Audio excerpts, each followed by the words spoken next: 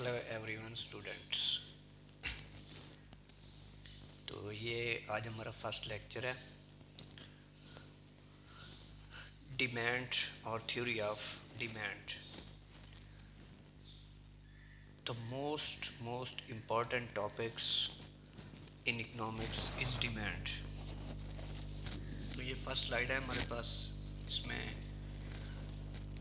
Outline दी हुई है कि हम इस लेक्चर के अंदर क्या क्या डिस्क्राइब करेंगे, क्या क्या एक्सप्लेन करने वाले हैं। तो फर्स्ट ऑफ ऑल हम इसके अंदर देखेंगे कि डिमांड या थ्योरी ऑफ डिमांड की डेफिनेशन क्या है, and second one is the types kinds of demand.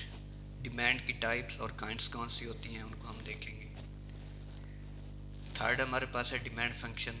Demand function क्या होता है उसके बारे में डिस्क्राइब करेंगे। And fourth one is the demand curve. Demand curve क्या होता है उसके बारे में हम पढ़ेंगे।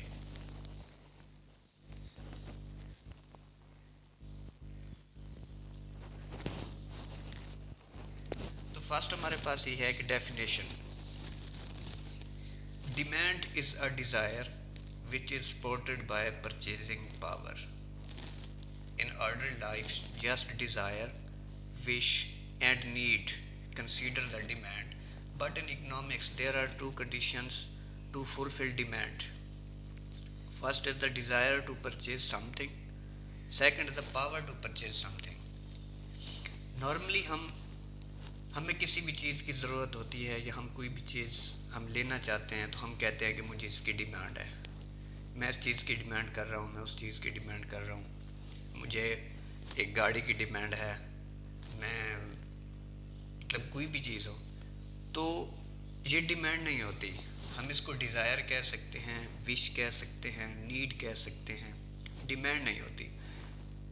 लेकिन in the context of economics, economics के अंदर डिमांड तब होती है, उसके लिए दो कंडीशंस का फुलफिल होना ज़रूरी है। और वो दो कंडीशन कौन सी हैं? फर्स्ट तो ये है कि डिज़ायर टू परचेज समथिंग, कि हमारे अंदर डिज़ायर होनी चाहिए किसी भी चीज़ को परचेज करने की। And second is the power to purchase something, और हमारे पास पावर भी होनी चाहिए उस चीज़ को परचेज करने की। अगर इन दो में से एक भी चीज़ हमारे पास नहीं है तो वो हमारी डिमांड नहीं बन सकती। सिंपल सी इसकी एग्जांपल है कि अगर मेरे पास डिज़ायर है कि मुझे एक गाड़ी चाहिए, मैं कार लेना चाहता हूँ, मेरी ये डिज़ायर है टू परचेज समथिंग, कार लेने की, लेकिन मेरे पास पैसे नहीं है, पावर नहीं है उसको परचेज करने की, तो ये डिमांड ना हुई, ये डिमांड ना हुई। तो डिमांड होने के लिए, डिमांड को पूरा होने के लिए हमें दो चीज़ों की ज़रूरत होती है। डिज़ायर टू परचेज समथिंग, किसी चीज़ को लेने की ख्वाहिश, और दूसरा होता है पावर टू परचेज समथिंग, किसी भी चीज़ को लेने की पावर होनी चाहिए, तभी जाकर वो हमारे पास डिमांड बनती है। डिमांड को हम डिवाइड करते हैं दो पार्ट्स में। Demand divide into parts. First is the individual demand, quantity demand by a single buyers at various prices. Individual demand वो होती है जो किसी एक सिंगल फर्द की हो। फॉर एग्ज़ाम्पल, मैं एक इंडिविजुअल बंदा हूँ तो मेरी एक डिमांड है, तो उसको इंडिविजुअल कहते हैं। सब लोगों की अलग अलग होती है, जब अलग अलग हम उनको काउंट करेंगे, मेजर करेंगे, देखेंगे तो वो इंडिविजुअल डिमांड होती है। Second is the market demand, total demands of all buyers in the market. किसी भी मार्केट के अंदर, किसी भी इकानमी के अंदर जब हम तमाम जो बायर्स हैं उन सब की डिमांड को देखेंगे तो वो हमारे पास मार्केट डिमांड होगा। Total demands for all buyers in the market, और एडिंग द इंडिविजुअल बायर, या जितने भी इंडिविजुअल्स हैं जब हम उनको ऐड कर लेते हैं, एक जगह पर जमा कर लेते हैं, तो वो हमारे पास मार्केट डिमांड बन जाता है। तो demand divide in two parts, demand को हमने दो पार्ट्स में डिवाइड किया। कौन सी? एक होती है individual demand and second is the market demand. Individual demand वो होती है जिसमें हम इंडिविजुअली किसी एक बायर, एक सेलर, एक फ़र्द के बारे में एनालिसिस कर रहे होते हैं या उसको रीड कर रहे होते हैं, डिस्क्राइब कर रहे होते हैं। और मार्केट डिमांड के अंदर क्या होता है, ऑल इंडिविजुअल्स या मार्केट के अंदर जितने भी बायर सेलर्स अवेलेबल होते हैं उन सब को हम जब काउंट करते हैं, ऐड कर लेते हैं, तो वो हमारे पास मार्केट डिमांड बन जाता है। सेकंड हमारे पास नेक्स्ट है जी types, kinds of demands. Types, kinds of demand. अब डिमांड्स की बहुत सारी काइंड्स हैं, किस्में हैं, टाइप्स हैं। First is the direct demand. Direct demand क्या होती है?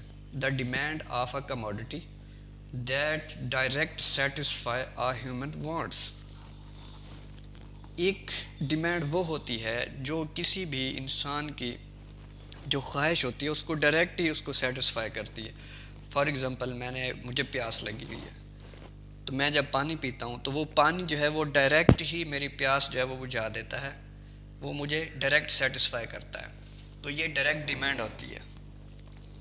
नेक्स्ट है जी इनडायरेक्ट डिमांड, या इसको डिराइव्ड डिमांड भी कहते हैं। इनडायरेक्ट डिमांड या derived demand, it is the demand for goods and services which are demanded indirectly. अब ये डायरेक्ट नहीं है, इनडायरेक्ट है। इनडायरेक्ट का मतलब ये है किसी और चीज़ की वजह से। This type of demand is derived from the demand of other goods and services.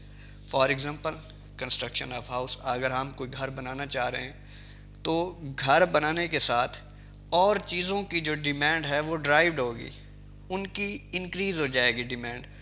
BRICS, ईंटों को ले लें, सीमेंट ले लें, आयरन ले लें, स्टील है, लैंड है, तो ये वो सारी चीज़ें हैं जिनकी डिमांड ऑटोमेटिकली इंक्रीज़ हो जाएगी। ये इनडायरेक्ट डिमांड है, डिराइव्ड डिमांड है।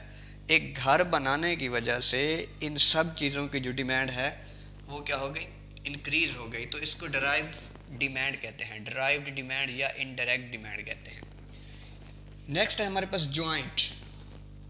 जॉइंट या कॉम्प्लीमेंट्री डिमांड्स। जॉइंट क्या होता है? जब दो चीज़ें जुड़ती हैं तो हम उसको जॉइंट कहते हैं। दो चीज़ों के जुड़ने की वजह से जो डिमांड होती है उसको जॉइंट या कॉम्प्लीमेंट्री डिमांड्स कहते हैं। It is the demands of two or more goods which use together or jointly. ये वो डिमांड है जो दो या दो से ज़्यादा चीज़ों को मिला के डिमांड बनती है। For example, car and petrol. Car और पेट्रोल ये जॉइंट डिमांड है। अगर आपके पास कार है तो ऑटोमेटिकली आपकी डिमांड जो है वह पेट्रोल भी है। Second is the pen and ink. Pen है तो ऑटोमेटिकली आपको इंक की भी डिमांड होगी, आपको इंक भी लेनी पड़ेगी। मोबाइल एंड सिम, ये जॉइंटली दो इनकी डिमांड होती है। मोबाइल है तो आपके लिए सिम भी मस्ट होगी, इसको जॉइंट डिमांड कहते हैं। Next is the composite demand. Composite demand क्या होता है? किसी भी चीज़ का एक से ज़्यादा चीज़ों में यूज़ होना। किसी भी एक चीज़ का मोर देन वन पर्पज़ के लिए यूज़ होना, उसको कंपोजिट डिमांड कहते हैं। It is the demand for those goods which are use for different purpose. जो मुख्तलिफ पर्पज़, मुख्तलिफ मकासद के लिए किसी चीज़ को इस्तेमाल किया जा सके, उसको कंपोजिट डिमांड कहते हैं। For example, iron is used in steel mills, construction works. Similarly, electricity used in many purpose like lighting, air conditioning and refrigerating etc। अब यहाँ पर एग्जांपल दी हुई है कि कंपोजिट डिमांड की क्या है। आयरन को देख लें, लोहा जो है वो मुख्तलिफ पर्पज़ के लिए यूज़ किया जाता है। स्टील मिल के अंदर यूज़ किया जाता है, कंस्ट्रक्शन वर्क के अंदर इस्तेमाल किया जाता है, मशीनरी बनती है, और भी इसकी बहुत सारी चीज़ों में इस्तेमाल होता है। तो ये क्या है? कंपोजिट है। मोर देन टू और मोर पर्पज़ के लिए, बहुत सारे मकासद के लिए यूज़ किया जाता है, इसको कंपोजिट डिमांड कहते हैं। सेम इसके अंदर नेक्स्ट जो एग्जांपल दी हुई है वो दी हुई है इलेक्ट्रिसिटी की। हम जब इलेक्ट्रिसिटी की बात करते हैं तो इलेक्ट्रिसिटी जो है वो लाइटिंग के लिए, घर में मार्केट्स के अंदर बल्ब जलाने के लिए, रोशनी करने के लिए यूज़ की जाती है। एयर कंडीशन चलाने के लिए यूज़ की जाती है। रेफ्रिजरेटर चलता है। Mean many purposes. एक चीज़ को जब हम किसी एक, दो या दो से ज़्यादा पर्पज़ के लिए इस्तेमाल कर सकते हैं तो वो हमारी कंपोजिट डिमांड कहलाती है। Next is the demand function. Demand function क्या होता है? Functional relationship. अब फंक्शनल रिलेशनशिप क्या होता है?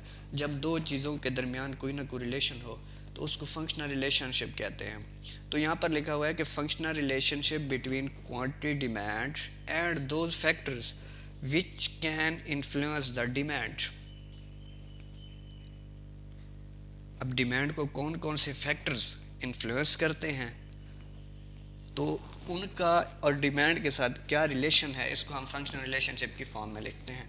Mathematically it can be expressed as, mathematically हम इसको इक्वेशन लिख सकते हैं जैसे लिखा हुआ है, quantity demand is the function of P Y F W T P O P P S and आगे डॉटर्स लगे हुए हैं। डॉटर्स का मतलब ये है कि जस्ट ये चीज़ें नहीं है, ये फैक्टर्स नहीं है जो इसको इन्फ्लुएंस कर रहे हैं, और भी बहुत सारे हैं जो इसको इन्फ्लुएंस करते हैं, जो इसके ऊपर इफ़ेक्ट होता है उनका। तो इसके अंदर देखें कि पी जो है वो प्राइस को शो कर रहा है। मीन हम कह सकते हैं कि quantity demand is a function of price. आगे वाई है, वाई इनकम को शो कर रहा है, तो quantity demand is a function of income. Income का भी इम्फेक्ट है डिमांड के ऊपर, प्राइस का भी है। नेक्स्ट एफ, फैशन, फैशन का भी इम्पैक्ट है। वेदर, वेदर का भी इम्पैक्ट है। टेस्ट, टेस्ट का भी इम्पैक्ट है। पॉपुलेशन, पॉपुलेशन का भी क्वांटिटी डिमांड के ऊपर इम्पैक्ट है। Price of substitute, price of substitute, substitutes जो चीज़ें होती हैं उनका भी इम्पैक्ट है इसके ऊपर। प्राइस का कैसे इम्पैक्ट है, वाई का क्या है, इसको हम फर्दर उसमें देखते हैं। नेक्स्ट हमारे पास है डिमांड कर्व। डिमांड कर्व क्या होता है? It is a curve which shows the negative relationship between the price and quantity demand of a good। Demand curve क्या है? शो करता है negative relationship between the price and quantity demand. Quantity demand और price के अंदर जो है वो नेगेटिव रिलेशनशिप है। जैसे हमारे पास टेबल बना हुआ है, टेबल के अंदर देखें एक साइड पे हमने लेफ़्ट साइड पे प्राइस ली हुई है और राइट साइड पे हमारे पास क्वांटिटी ली हुई है। तो यहाँ क्वांटिटी में देखें, प्राइस में देखें, अब प्राइस 10 है और क्वांटिटी हम 0 ले रहे हैं। जब प्राइस कम होती है, 2 रुपये कम हो गई, 8 से 10 हो गई, तो हमने क्वांटिटी 2 ले ली। वट एवर कोई भी चीज़ हो सकती है। तो जब प्राइस और गिरी और कम हो गई, डिक्रीज़ हो गई, 8 से 6 पे आ गई, तो हमने क्वांटिटी 2 और बढ़ा लिए, 2 से 4 पर आ गए। अब 2 के हिसाब से प्राइस डिक्रीज़ हो रही है, तो हम क्वांटिटी को इंक्रीज़ कर रहे हैं। सेम इसी तरह हम डिमांड कर्व को देख लेते हैं। हमारे पास एक वर्टिकल एक्सिस पे हमने प्राइस ली हुई है और नीचे हॉरिजॉन्टल लाइन के ऊपर हमने क्वांटिटी ली हुई है। तो हमने इसको ग्राफ को शो किया, तो प्राइस को हमने 2 से लेके हमारे पास प्राइस मैक्सिमम 10 थी, तो हमने इसको 12 तक लिख दिया, शो कर दिया, और नीचे हॉरिजॉन्टल लाइन के ऊपर हमने क्वांटिटी को शो किया हुआ है। तो यहाँ पर देखें कि जब प्राइस 10 थी तो हम क्वांटिटी 0 ले रहे थे। इसी तरह जब प्राइस कम हो रही है तो हम क्वांटिटी को बढ़ा रहे हैं। तो ये जो हमारा कर्व बना हुआ है ये नीचे की तरफ है, नेगेटिवली स्लोप है, नेगेटिव रिलेशनशिप शो कर रहा है प्राइस और क्वांटिटी डिमांड के अंदर। तो ये क्यों, इसकी रीजंस क्या है, ये नेगेटिव स्लोप है क्यों? तो इसको हम इंशाल्लाह नेक्स्ट लेक्चर के अंदर डिस्कस करेंगे। तो इंशाल्लाह साथ रहिएगा। कोई भी सजेशंस देना चाहते हैं, किसी किस्म का कोई टॉपिक से रिलेटेड पूछना चाहते हैं या कोई भी हो, तो आप कमेंट सेक्शन के अंदर बता सकते हैं। Thank you so much.